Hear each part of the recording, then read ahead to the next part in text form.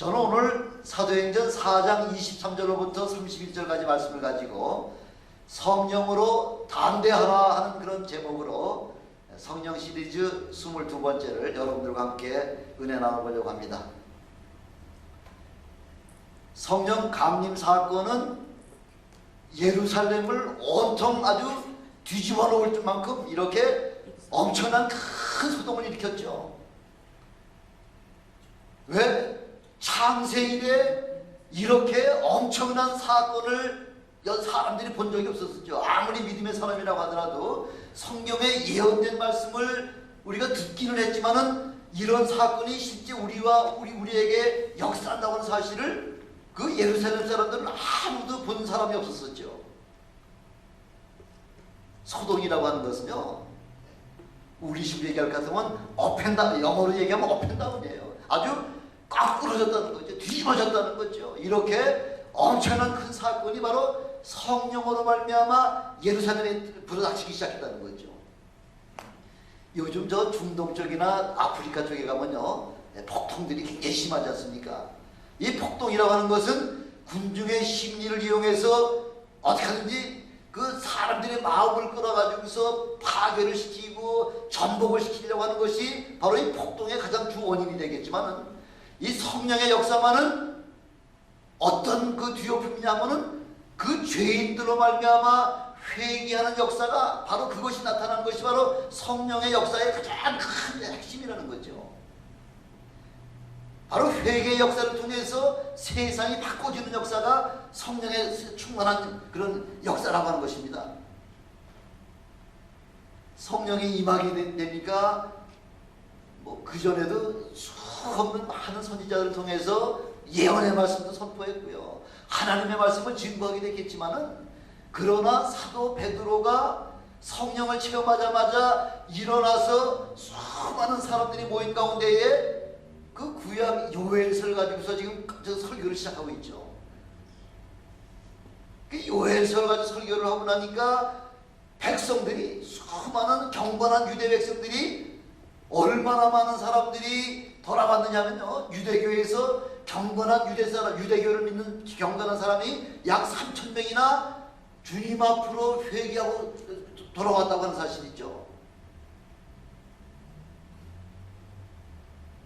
여러분, 이 기독교에서 하루아침에 3,000명이 뭐 다 불교로 다 갔다, 이거 뭐 엄청난 사건이 있죠.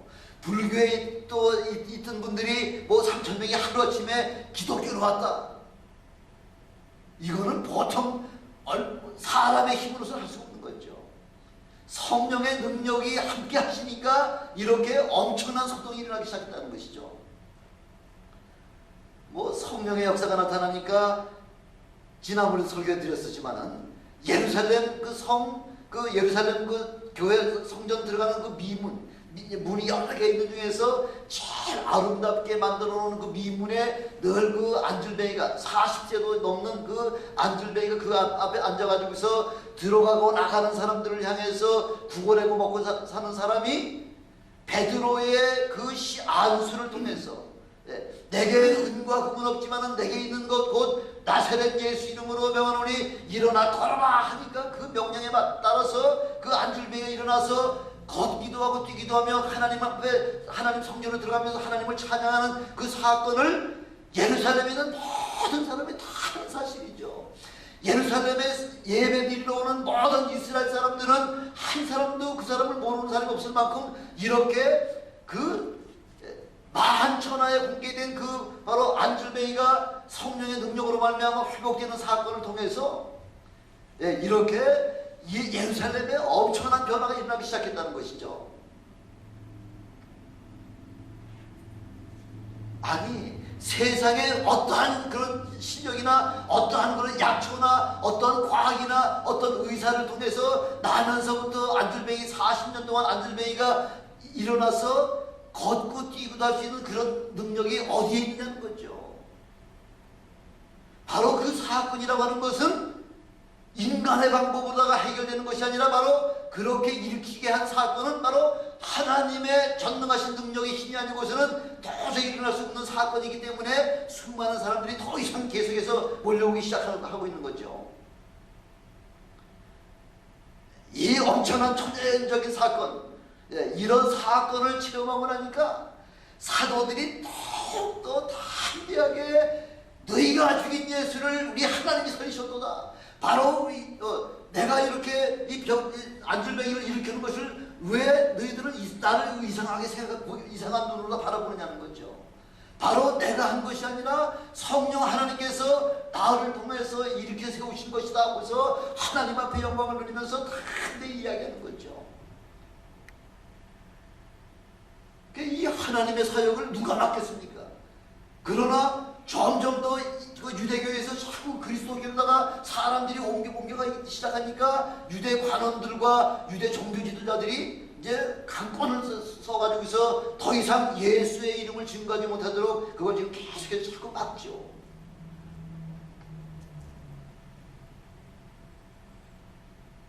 그러면 그럴수록 사도들은 더욱더 담대하게 내가 하나님의 말씀을 듣는 것보다 너희 말 듣는 것이 옳은가 한번 생각해봐라. 어느 완전이라고 대제사장과 관원들 앞에서 머리도 한번 제대로 들지 못하던 저 갈릴리 그 어부 출신들이 이제는 고개를 못 드는 정도가 아니라 아이 투 아이입니다. 눈과 눈을 마주치면서 오히려 대제사장들과 관원들을 향해서 이제 교육을 하는 거죠. 너희 말 듣는 것보다 하나님 말씀 듣는 게 더 옳지 않느냐 하고서 담대히 이렇게 선포하니까 그때부터 이제 핍박이 시작되는 거죠. 어떻게 하든지 예수의 이름을 전하지 못하도록 핍박을 해야지만 되기 때문에 그래서 이제 핍박이 시작되기 시작합니다. 그래서 우리 예수님께서는 이미 요한복음 16장 33절에 뭐라고 이미 예언하고 계시냐면 세상에서는 너희가 환난을 당하나 담대하라 내가 세상을 이겼노라 하고 이렇게 우리 주님께서 선언하시고서 승천하셨죠. 예수 그리스도를 증거하다 보면은 틀림없이 유대의 관원들이나 모든 그런 권력을 통해서 너희들을 핍박할 텐데 그러면 그럴수록 담대하라는 거죠. 왜? 이미 모든 영적인 전쟁에서 이미 예수 그리스도가 승리하신 전쟁이기 때문에 담대하게 예수 그리스도의 복음을 증거하라고 하신 말씀을 제자들에게 지금 남겨주고 떠나신 거죠.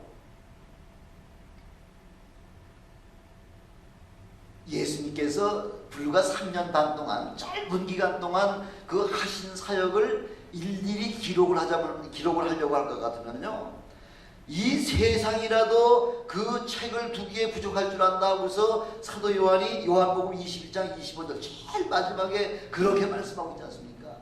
주님이 3년 반 동안 하신 사역은 엄청난 사역이 어마어마한 사역이기 때문에 그 사역을 일일이 다 기록하려면 그 책을 이 세상에 두기도 부족하다고 할 만큼 이렇게 우리 주님께서 엄청난 사역을 감당하셨는데 주님께서 승천하시면서 그 엄청난 사역을 이제는 우리에게 맡겨주셨다는 거죠.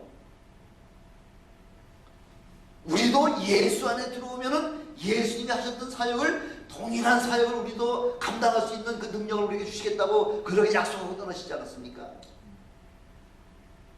만약 예수님께서 이 땅에 계시기만 하면요 다른 사람은 못합니다. 다른 지역 사람은 그 하나님의 능력과 권세와 능력을 체험할 수가 없습니다. 왜? 바로 그 능력은 하나님이신 예수 그리스도밖에는 할 수 없기 때문에 그래서 우리 주님께서 내가 떠나가는 것이 너희에게 유익하다는 거죠. 내가 떠나가면은 바로 성령을 보내주실 텐데 그 성령이 너희에게 임하시면 비로소 여러분에게도 나와 똑같은 그런 능력을 체험할 수 있는 그런 능력을 주시겠다고 그런 주님께서 그렇게 약속하고 떠나시지 않았습니까?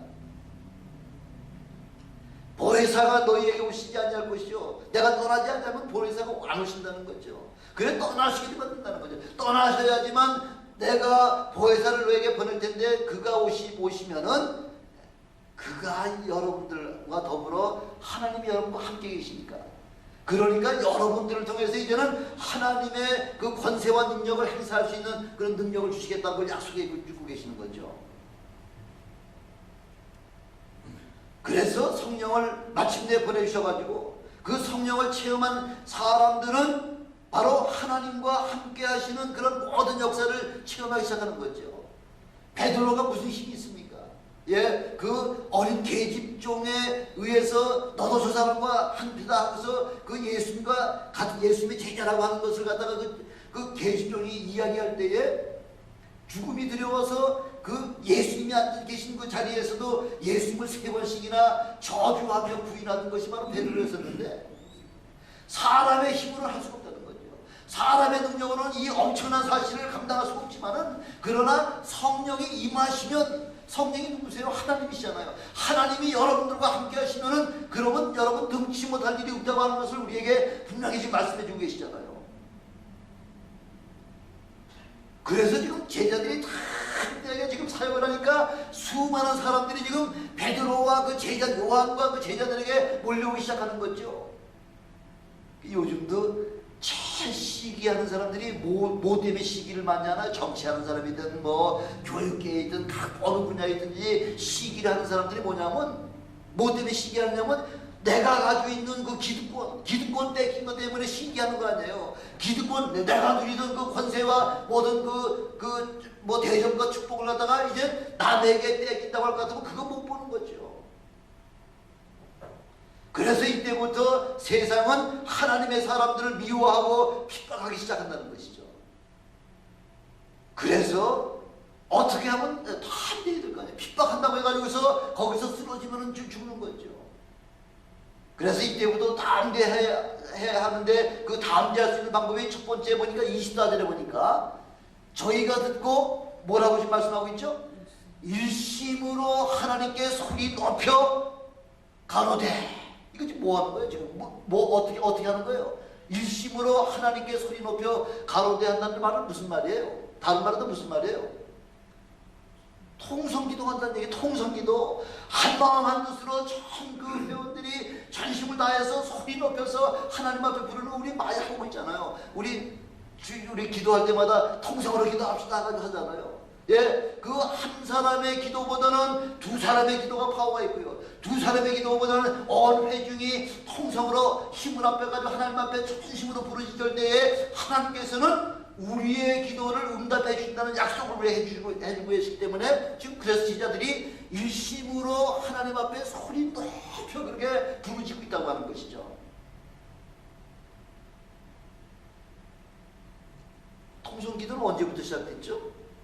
통성기도는요, 그 예루살렘의 마가에 다락방에서 120문도가 전심으로 기도하는데 갑자기 입에서 알 수도 없는 사람의 그러다 생각 알아듣지 못하는 그 언어들이 방언이 터지기 시작해가지고서 120문도가 온통 그냥 방언으로다가 통성으로 기도하고 나니까 그 기도 소리가 얼마나 우렁찼는지요. 그 기도 소리가 얼마나 우렁찼는지, 기도 소리를 듣고서 온 이스라엘 백성들이 다 거기 기도 소리 나는 데다가 다 몰려들었다고 얘기할 정도로 그렇게 몰려들었다는 거죠.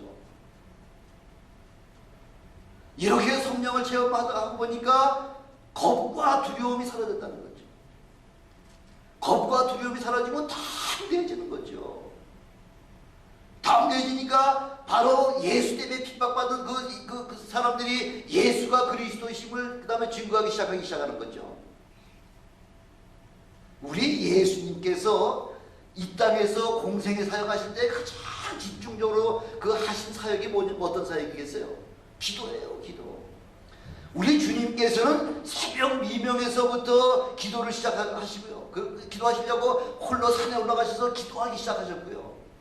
하루에 온 사역을 다 마치시고서는 또 밤에 혼자 올라가셔서 조용한 가운데 밤이 맞도록 기도하시면서 내일의 사역을 준비하시면서 그렇게 기도하셨다는 거죠. 아무리 하나님이신 예수님이라고 하시더라도 우리와 동일한 육신의 몸을 입고 이 땅에 오셔서 사역하실 때는 그분도 기도 없이는 모든 사역을 감당할 수 없다는 거죠. 예수님의 모든 그런 영적인 그런 힘은 바로 기도에서부터 나왔다는 것입니다. 그래서 우리 주님께서는 성경에 보니까 습관을 따라서 기도하셨다 얘기하죠. 습관을 따라서 기도하셨다는 얘기는 뭐예요? 아침에는 아침에 산에 올라가서 기도하시고 밤이면 밤이 맞도록 기도하시고, 이게 습관적으로 매일같이 반복해서 그 사역을 기도 사역을 하셨다는 거죠. 그 그 기도의 그 능력 때문에 우리 예수님께서 사역하신 동안에도 귀신을 내어 쫓으시고 병든 자를 치료하시고 수많은 기사와 이적과 표적을 친히 나타내셨다는 거죠. 예수님도 기도 없이는 그 사역을 할 수가 없다는 거죠. 우리 주님의 아주 기도의 극치가 언제예요? 겟세마네 동산에서 이제 죽음을 몇 시간 앞에 남겨놓고서 우리 주님도 아무리 하나님이시라고 하더라도 혼자서 기도는 죽음 앞에서는 혼자 기도가 그게 아마 도저히 안 되겠다 싶으니까 주님께서 사용하시는 12제자 중에서 아주 특별한 세 제자 베드로 요한 야고보잖아요. 베드로 요한 야고보를 셋을 데리고서 그리고 겟세마네 동산에 가셔서 기도를 나를 위해서 너희들이 나를 위해 중보기도 좀 해줘. 한 시간만 밤이 늦었지만 한 시간만 나 위해서 중보기도 해줘 하고 주님이 그래 부탁하시고 돌 던질 그 거리만큼 가가셔서 거기서 우리 하나님이 우리 주님께서 아무리 기도를 하시는데 기도가 응답이 안 되는 거예요. 이야, 아니 주님이 하시는 기도가 응답이 안 된다고요? 한 시간 동안 해도. 그래서 왜 안 되나 하고서 그 제자들이 있는 곳에 가보시니까 제자들이 죽을 것 같아 있더라고요. 그래서 너희가 한 시간 동안도 나를 위해서 깨어서 기도 못 해주겠냐? 내가 지금 죽게 되었으니 힘이 고민이 많은데 나 위해서 한 시간만 좀 기도해다오. 그리고 다시 올라가셔서 천심을 한 시간 동안을 기도하고 하는데도 응답이 없는 거예요. 그 다시 내려와 보니까 여전히 세 사람이 다 좋은 것 같아 있는 거예요. 참, 그 제자들도 한심하죠. 주님께서 이제 죽음을 목전에 두시고서 전심을 다해서 기도하시면서 나 위해서 중보기도 준다고 한 시간만 해달라는데 그 한 시간을 못 해가지고서 지금 주님이 2시간을 기도하신데도 지금 아직 해결 응답을 못 받고 계시는 거예요. 그 다시 가셔서 기도를 하신 다음에 하나님께로부터 응답 받았잖아요. 그래서 내려오셔가지고 이제는 됐다. 내가 응답 받았으니 이제는 너희가 마음껏 자라는 거죠. 그동안 졸려가지고 나를 위해서 기도는 못했지만 이제는 기도 내 응답 받았으니 이제는 너희는 자고 싶은 대로 마음껏 자라는 거죠. 이렇게 남을 위해서 하는 기도도 중보기도가 이렇게 엄청난 파워가 있다는 거죠. 한 사람의 기도가 좀 약하기 때문에 그래서 너희 2-3사람이 모인 곳에 내가 너희와 함께 있겠다 하고서 마태복음 18장 19절 20절에 말씀하고 있잖아요. 너희 중에 2사람이 땅에서 합심하여 무엇이든지 구하면 하늘에 계신 내 아버지께서 저희를 위하여 이루게 하시리라. 2-3사람이 내 이름으로 모인 곳에는 나도 그들 중에 있겠다 그 말씀하고 있잖아요. 2-3사람이 모인 곳에 내 이름으로 주님의 이름으로 모인 곳에 주님이 항상 와 계신다는 거죠. 지금 이 자리에도 주님 와 계실까요? 안 계실까요? 주님 와 계시죠. 여러분 기도 응답하실까요? 안 하실까요? 응답하시죠. 그래서 우리가 합심해서 기도할 때에 우리 주님께서도 동참해 주시겠다고 약속해 주고 계시지 않습니까? 부르짖어 기도하라는 거죠. 이게 어떤 분들은 아니 하나님이 뭐 귀가 잡수셨나? 왜 그렇게 크게 떠들고서 기도해? 이렇게 이야기하는 분들이 계시고 왜 거기는 어떤 기준에 의하면 마태복음 6장 6절에 보니까 너는 기도할 때에 내 골방에 들어가 문을 닫고 은밀한 중에 계신 내 아버지께 기도하라. 은밀한 중에 보시는 내 아버지께서 갚으시리라 이렇게 말씀하고 있잖아요. 이것 때문에 이렇게 말씀하시는 이유가 있잖아요. 예, 여러분들 그 은밀한 가운데 기도하시려면 가서 골방에 들어가서 기도하라는 거죠. 근데 유대의 제일 그 아주 거들먹거리는 그 종교인들 있잖아요. 유대 나라에 거들먹거리는 종교인 누구예요? 바리새인들이잖아요. 바리새인들을 가지고서 주님은 만나실 적마다 뭐라고 책망하시죠? 이 외식하는 자야. 외식하는 자랍니다. 외식하는 자. 겉하고 속하고 다르다는 거죠. 그 바리새인들 기도하는 거는요. 이런 은밀한 데 가서 안 하고요. 시장 입구는 사람이 들락날락하는 사람이 수많은 사람이 들락거리잖아요. 그 사람이 많은 곳에 나가서 이 술이 이렇게 긴 거 있죠. 이 옷 아주 이렇게 하면 아주 뭐 개감이 입는 그런 큰 술 달린 그런 옷을 입고서 하늘에다 손을 얹고서 하나님 아버지 하고서 이제 여러 사람이 다 들으라고. 나는 저 창기와 저 세리와 같지 아니하나이다. 거룩하다는 얘기죠. 나는 일주일에 이틀은 금식합니다. 그리고 내 소득의 10의 하나는 하나님 앞에 11조로 드립니다.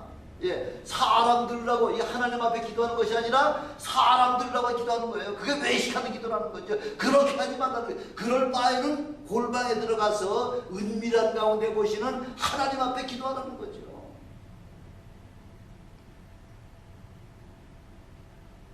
여러 사람들 앞에 나팔 불지 말라는 거죠. 내 자랑하지 말라는 거죠. 기도한다고 합치고 자기 자랑하지 말라는 거죠. 나팔 불지 말라고 그렇게 말씀하고 있지 않습니까? 합심 기도라는 게 이렇게 엄청나게, 그래서 그렇게 하지 말라는 얘기지 모여서 함께 기도를 하는 거죠. 사도행전 12장 5절에 보니까 베드로가 전도하다가 지금 옥에 갇혔잖아요. 그 베드로가 지금 교회 지도자인 그 베드로가 지금 옥에 갇히고 있으니까 교회에서는 당연하게 기도하겠죠. 모여가지고서 우리 지도자 뭐 저 베드로 선생이 빨리 나와야 된다고 전심으로 기도를 하고 났는데 그저께 누가 죽었냐면은 그 예수님의 아주 수제자 세 사람 베드로, 요한, 야고보. 요한, 야고보는 두 형제지간이잖아요. 근데 야고보가 그 예수님을 증거하다가 칼로다가 목을 잘라가지고 저기 죽임을 당했거든요.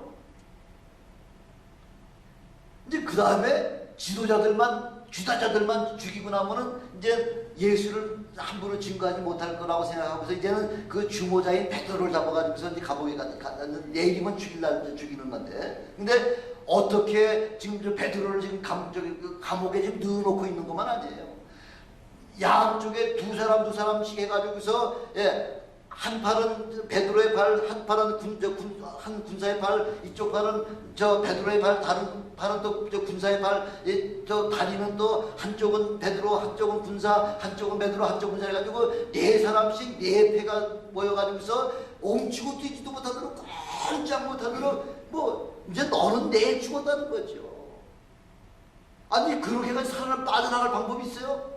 네 사람이 와가지고 넷에서 지키고 있는데 어떻게 그래 빠져나갈 수 있겠냐는 거죠. 그러니까 베드로가 그 내일이면 죽는데도 불구하고 태평하게 그냥 얼마나 신나게 잤는지 천사가 와가지고서 아무리 깨우지 않으니 옆구리를 찼다는 거죠. 옆구리를 차가지고서 그래서 깨워가지고서 신발을 빨리 들어. 그 신발을 들고서 나가가지고 감옥 바깥에 나가고 난 다음에 이게 생신가 꿈인가 그제서야 깨달았다는 거죠.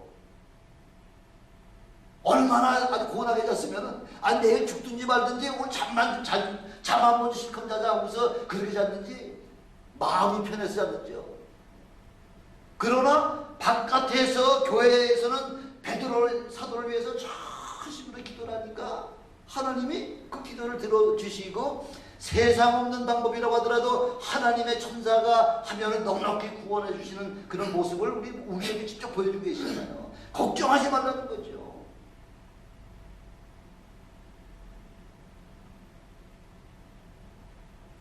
사도행전 16장 25절로 26절에 보니까 베드로와 바울하고 실라가 전도를 하다가 감옥에 갇히잖아요.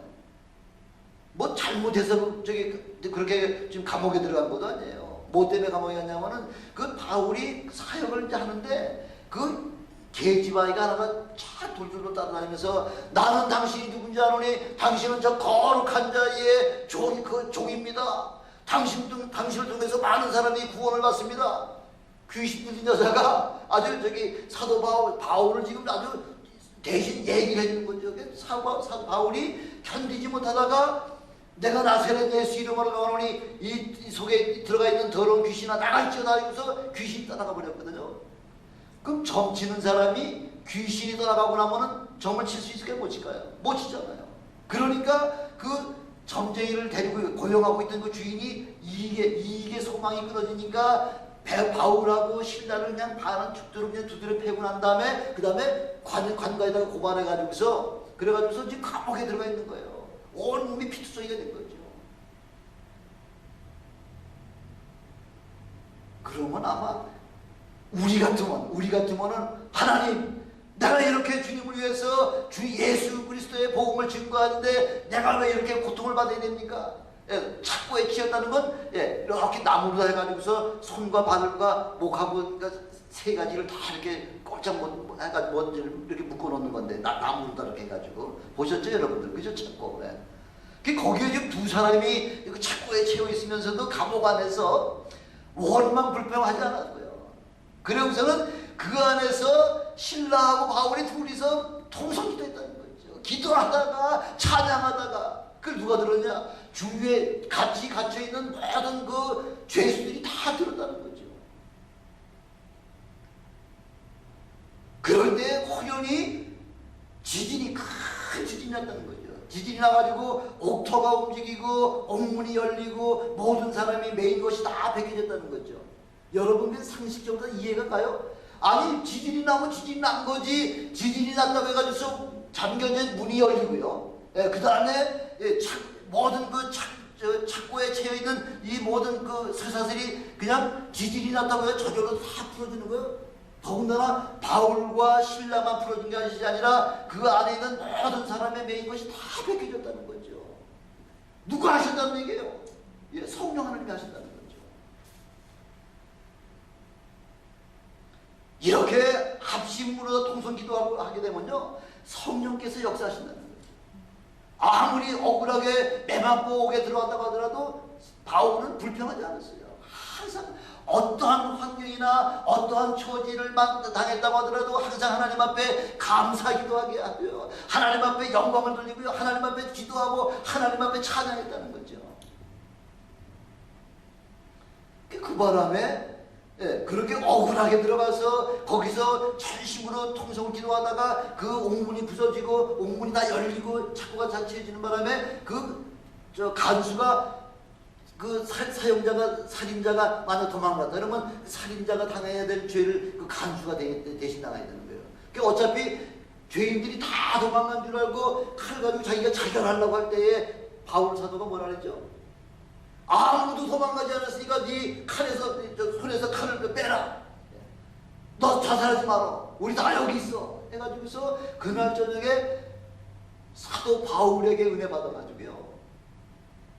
그래서 그 간수와 그 온 가정이 다 구원 받았다잖아요.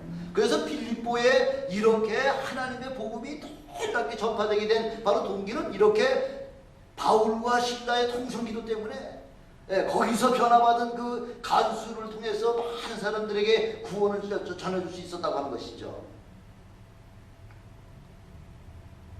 여러분 옆에서 지금 막 죽어가는 사람 보고서 잘 죽어라 웃으면서 구경할 사람 있어요.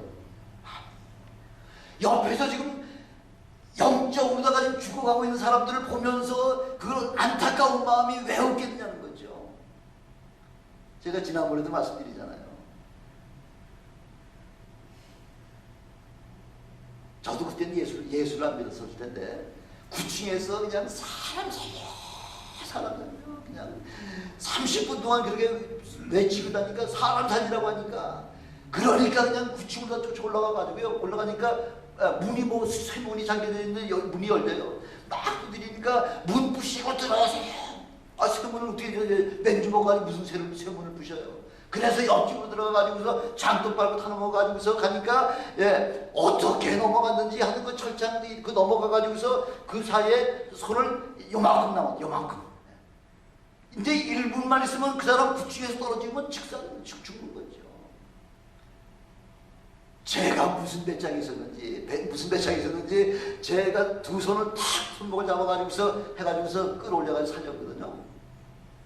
만약 제가 그 당시 예수를 믿었다면 그 사람의 육신의 문제뿐만 아니라 영혼까지 살렸을 텐데 영혼을 못 살리고 육신만 살린 것이 지금 참 너무나 안타깝다는 거죠. 옆에서 죽어가는 사람이 있는데 어떻게 그냥 지나갈 수 있겠냐는 거죠.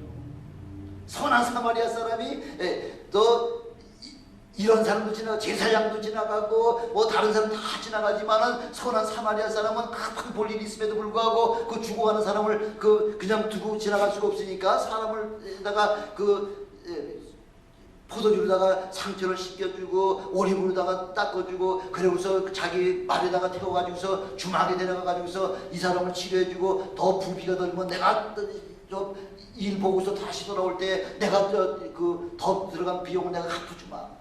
그게 바로 선한 사마리아 사람이라는 거죠. 바로 죽어가는 영혼들이 우리 주위에 우리 가정에도 그런 사람들이 있다는 거죠. 그런 사람들을 보고서 어떻게 가만히 있겠냐는 거죠. 그래서 성령을 체험하고 나면요, 그 다음에 말이 없이 조용하던 사람들이 성령을 체험하고 나면은 그 다음부터는 말이 많아지죠.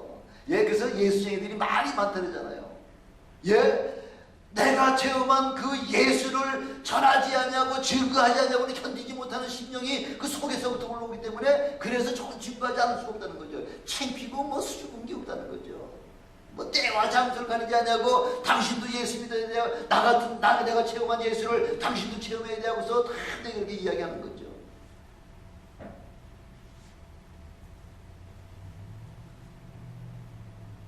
그래서 여러분도 성령 체험하셔서 위대한 그리스도의 사람이 되시길 주님의 축원합니다.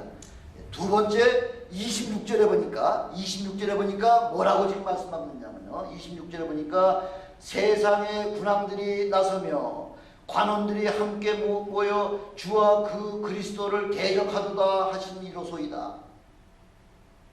세상의 군왕들이 예수 그리스도를 대적하기 때문에 그래서 누가 그걸 막아줘야 되는 거예요? 여러분들이 막아줘야 되는 거예요. 아닙니다. 예수는 하나님의 아들이시오. 바로 나와 당신의 영혼을 구원하기 위해서 이 땅에 오신 분이십니다. 그래서 우리를 위해서 십자가에 죽으신 분이다고요. 우리가 그분을 대신해 가지고서 그 보증을 해줘야 될 바람이 여러분들이라는 거죠. 24절에 보니까 예수 그리스도는 천지와 바다와 그 가운데 만유를 지으신 창조주 하나님이시다 이렇게 말씀하고 있잖아요. 25절 26절은 다윗의 시편 2편 1절에서 2절까지 말씀을 그냥 그대로 인용한 말씀이에요. 어찌하여 열방이 분노하며 민족들이 허사를 경영하는고 세상의 군왕들이 나서며 관원들이 함께 모여 주와 그 그리스도를 대적하는도다. 온 세상의 왕들과 군왕과 이런 모든 사람들이 예수님을 대적하는 것이 아니라 예수 믿는 사람들을 대적하고 있다는 것이죠. 세상의 통치자들과 관원들이 주님을 대적할 것을 이미 1000년 전에 하나님께서 다윗을 통해서 이미 시편 2편에 이렇게 한번 예언사 말씀해 주셨잖아요. 1000년 후에 오실 예수님은 이렇게 세상의 군왕들과 모든 통치자들과 그런 관원들에 의해 가지고 핍박받을 거라고 하는 사실을 이미 다윗 선지자를 통해서 1000년 전에 이미 예언해 놓으신 것이 그대로 이렇게 이루어지고 계신 것이죠.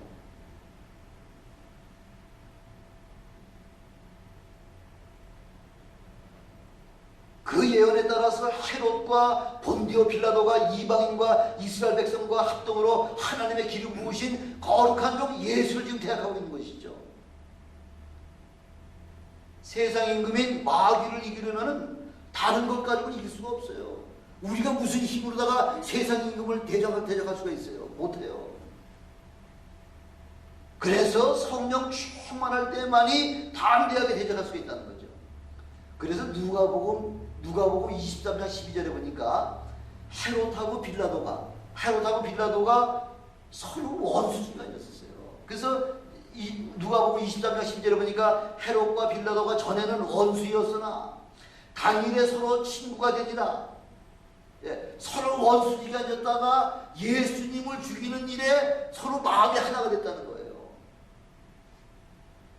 예수님 죽이는 날, 그 당신 잘하셨어. 당신은 행위가 옳습니다 하고 서로 시켜주면서 서로 친구 노릇하면서 그렇게 상대방을 위로해줬다는 거죠. 이렇게 악을 도모하는데 한마음이 된다고 하는 것은 그건 저주죠. 헤롯과 빌라도에게만 그런 일이 일어난 것이 아니라 유대 종교 지도자들 가운데서도 사두개인과 바리새인들이 있잖아요. 사두개인과 바리새인 이 두 사이에도 아주 원수지간해요. 왜냐하면은 사두개인은 로마 정권에 빌붙어가지고 그 사람들 때문에 돈 뺏어먹고 명예를 누리면서 그렇게 사는 사람이기 때문에 천국도 없고 지옥도 없고 영생도 없고 부활도 없다고 하는 사람들이에요. 아니 천국이 뭐 따로 있나? 이 땅에서 잘 사는 게 천국이지, 이 땅 잘 사는 걸 천국이라고 생각해 하는 사람이에요, 사두개인들은. 그러나 바리새인들은 율법을 철저히 행하는 사람이죠. 그 바리새인들에게는 천국도 있고 지옥도 있고 영생도 있고 부활도 다 있다고 믿는 사람이기 때문에 영적으로나 이 사회적인 식문적으로나 도저히 그 사두개인과 바리새인들은 맞지가 않는데, 예수 죽이는 일에 대해서는 옳소 당신 옳소 나 옳소 하고서 둘이 이렇게 친구가 됐다는 거죠. 그래서 예수 믿는 자들에게는 세상의 모든 집단들과 모든 세력들이 다 위험의 대상이라는 거죠. 왜? 우리 하나님의 사람들, 믿음의 사람들은 세상하고는 인연이 없잖아요. 세상하고는 관계가 없잖아요. 세상의 뜻이 있는 것이 아니라 저 천국의 소망을 두고 있기 때문에, 그래서 세상의 모든 집단이나 세상의 모든 권세자들에게 늘 핍박을 받게 되어 있다는 거죠.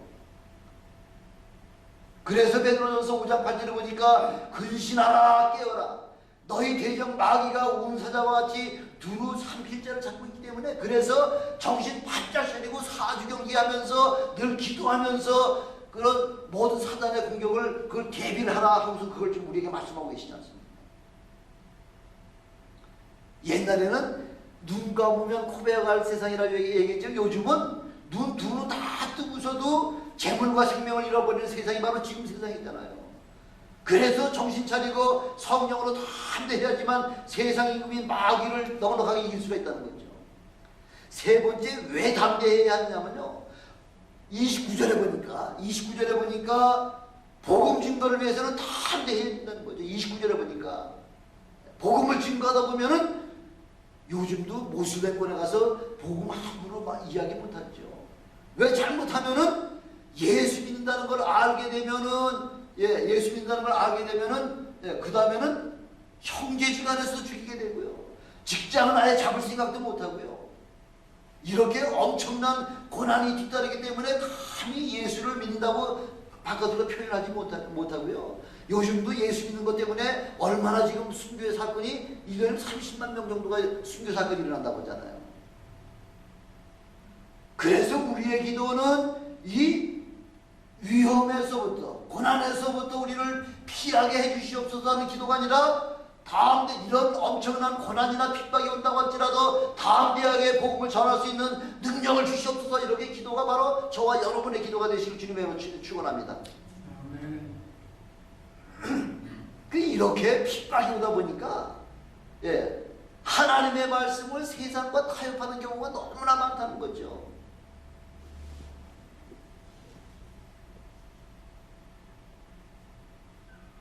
하나님의 말씀을 세상 사람들의 마음에 맞게 절충하게 된다고 할 것 같으면 이거는 그 다음부터는 진리도 아니고 복음도 아니죠.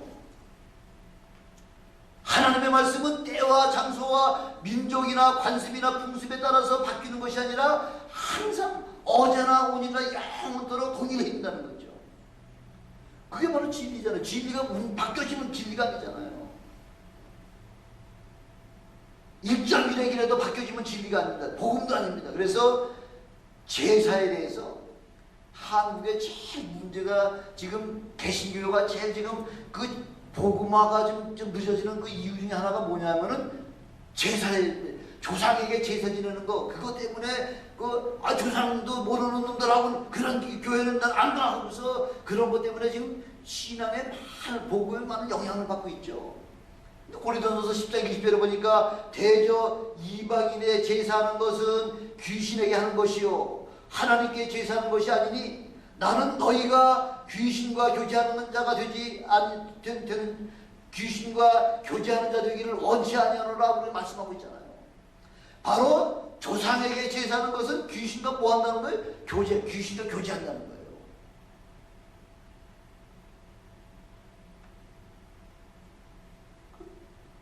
캐톨릭에서는 한국 6.25 전통이니까. 그러니까 제사에도 개하고서 캐톨릭에서 승인했잖아요. 교황청에서. 하나님의 말씀이 굽어진 거죠. 하나님은 분명히 안 된다 그랬는데, 이방인의 제사하는 것은 귀신에게 하는 것이요 너희가 하나님께 제사하는 것이 아니니 너희가 귀신과 교제하는 거는 이거는 하나님이 원치 않니 하신다고 하는, 분명히 딱 그냥 그 칼로 두부모 자르듯이 분명하게 잘랐는데도 불구하고 대치 오케이. 대치 오케이요? 무슨 대치 오케이요? 아니에요. 시편 106편 28절에도 저희가 또 바알구볼과 연합하여 죽은 자에게 제사하는 음식을 먹어 주를 경목한다는 거죠. 제사 음식. 사도 고린도전서에서는 그 제사 음식에 대해서 모르고서 먹는 거는 괜찮다는 거죠. 모르고 먹다가 누가 그것이 제사 음식이다 하면 숟갈 넣으라는 거죠. 더 이상 먹지 말라는 거죠. 제사 음식 먹는 것 때문에 주님의 마음을 경로시켰다는 거죠. 제사뿐만 아니라 아까 점 얘기했잖아요. 점 치는 거. 이사야서 8장 19절에 보니까 사한 자를 위하여 죽은 자에게 구하겠느냐? 그 죽은 자에게 그 점치는 게 뭐예요? 그 속에 뭐가 들어간 게? 죽은 귀신이 들어가가지고서, 그 죽은 자라는 게 바로 죽은 귀신이요. 또 공동 번역에 혼백이라고 나와 있는데, 그 죽은 자에게, 사한 자를 위해서 왜 죽은 자에게 그렇게 뭘 구하겠냐는 거죠.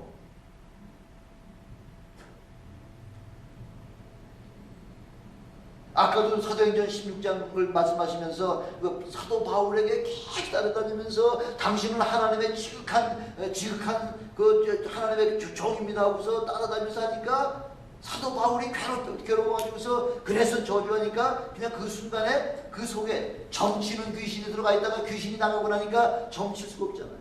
점치는 그 데리고 있던 그 주인은 그 이익의 소망이 끊어지니까, 그러니까 다 사도 바울을 그냥 때리고 실다를 때려가지고서 결국은 감옥에 집어넣지 않습니까?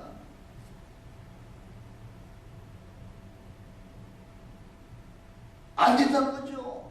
다른 이름으로서는 구원이 없다고 분명하게 사도행전 4장 10절에 말씀하고 있잖아요. 1%도 안 되는 거예요. 1%도. 근데 지금 한국에 다른 게 뭐 이방교회에서야 뭐 어떻게 얘기했는데, 우리 부처님 믿어야 우리 뭐 구원받아, 우리 마호멧 믿어야 구원받아, 뭐 그런 거야. 다른 종교에서야 뭐 무슨 얘기 하든지 간에 뭐 상관없겠지만은 기독교 안에서 오케이 하고서, 다른 이름도 구원돼. 다른 이름 가지고서 구원이 돼. 어떻게 올라가든지, 이렇게 올라가든지 저렇게 올라가든지 산꼭대기까지만 올라가면 될 거 아니냐. 산꼭대기를 마음대로 올라가? 천만의 말씀이에요. 예수 그리스도 아니면 다른 이름으로 구원을 받을 수 없다고 분명히 말했는데, 그렇게 얘기하는 자는 목사 아니에요. 싹군이죠, 싹군.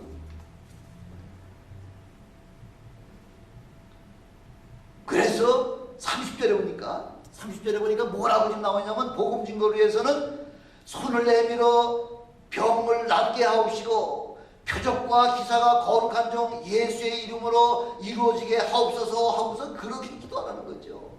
안수하면은 나를 통해서도 병든 자가 낫게 하시고, 표적과 기사가 거룩한 종 예수의 이름으로 이루어지게 그렇게 간절하게 기도하라는 거예요. 바로 그런 표적을 주신 이유가 뭐예요? 그런 병든 자를 낫게 하고 기사와 이적과 표적을 하게 행할 수 있는 그런 표적을 주시는 이유가 뭐냐는 거죠. 바로 복음 증거하기 위해서.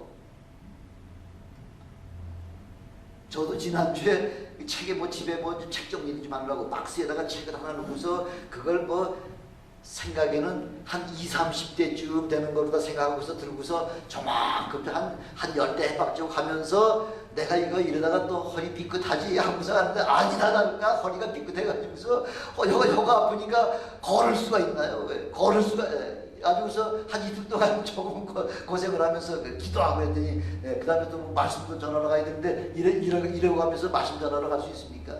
그래서 또 손 붙잡고 또 손오고 기도를 했더니 깨끗하게 돼가지고서 가서 다 또 말씀도 전하고 그리고 왔습니다만, 사람이 연약하죠. 주님의 일을 할 때 하나님이 힘주시는 거죠. 혈기 부리고 저놈하고 좀 싸우러 가는데 그런 데 쓰라고 힘주시는 거 아니에요. 복음 증거하라고 건 바로 영적 전쟁이잖아요. 그래서 영적 전쟁이기 때문에 마귀가 제일 사람을 칠 때 뭐부터 치냐면 육신부터 치는 거죠. 육신 치면은 사람이 육신이 연약하고 나면은 그 몸 가지고 무슨 전도를 하겠냐는 거죠. 그래서 솔론저 병을 낫게 하는 그런 신유의 역사와 귀신을 내어쫓는 그런 능력 행사를, 그런 은사를 통해서 비로소 우리에게 그런 복음의 사역을, 복음 증거할 수 있는 그 능력을 주신다고 하는 것이죠. 세상 전쟁에서도 뭐가 이기는 거예요? 뭐가? 세상 전쟁에서도 무슨 싸움부터 하는 거예요? 기싸움부터 하는 거죠. 사기를 올려놔야지. 사기가 죽으면 아무리 뭐 무기가 많다고 하더라도, 아니 월남 패망한 게 뭐 무기가 없고 군대가 없어가 죽었더니 뭐 패망했나요? 무기는 미국 남보다 뭐 소련 남 정도다가 그렇게 그 모든 그런 무기가 그냥 월남에 잔뜩 쌓여 있었잖아요. 비행기 저 어마어마한 그 비행기들이 다 있었지만은 그것 때문에 그 월남 죽은 거 저기 진 거 아니에요. 사기를 탁 꺾어놓으면 그냥 그 자리에 들어가가지고서 그 왕궁에다 쳐들어가가지고 그냥 그 대통령궁에다 쳐들어가서 그냥 한순간에 뭐 하루 사이에 그냥 그 멸망을 시켜버린 거죠. 우리 영적인 전쟁에서도요, 그 먼저 기세를 잡아야 되는 거예요. 영적으로다가 기세를 잡아야지만 사탄을 누릴 수 있는 거죠. 빌빌 해가지고서는 사탄의 권세 누리지 못하는 거예요. 그래서 31절에 보니까 빌기를 다 하며 모인 곳이 진동하더니, 저는 이 자리가 바로 여러분들의 기도 소리로 말미암아 매주 진동하는 역사가 나타나기를 주님의 축원합니다. 그래 교회 들어오면 다른 거 뭐 인사하고 자시고 할 거 없어요. 딱 들어오시면 그냥 통성으로 기도하셔서 통성기도 소리가 이 온 사나나의 지역에 그냥 퍼져가지고서 무슨 일인가 하고 소동이 나가지고서 수많은 사람들이 여기 찾아와가지고서 은혜 받고 구원받고, 이 그 하나님의 복음의 소식이 이 산타나를 시작으로 해서 온 세계 만방에 퍼져나가는 일에 여러분들이 주인공이 되시길 주님의 이름으로 축원합니다. 여러분 할 수 있습니다. 여러분 두세 사람이 모인 곳에 누가 함께 계시다고 말씀하셨나요? 예수님이 함께 계시면 넘치 못할 일이 없죠. 예수님이 이 가운데 계시는데 뭐가 두렵습니까? 뭐가 부족합니까? 예수님과 함께하는 그런 통성의 기도가, 그런 놀라운 영적인 기도가 이 자리에서 차고 넘치시기를 주님의 이름으로 축원합니다. 그 일에 여러분들이 쓰임받기를 주님의 이름으로 축원합니다. 기도하시겠습니다. 전능하신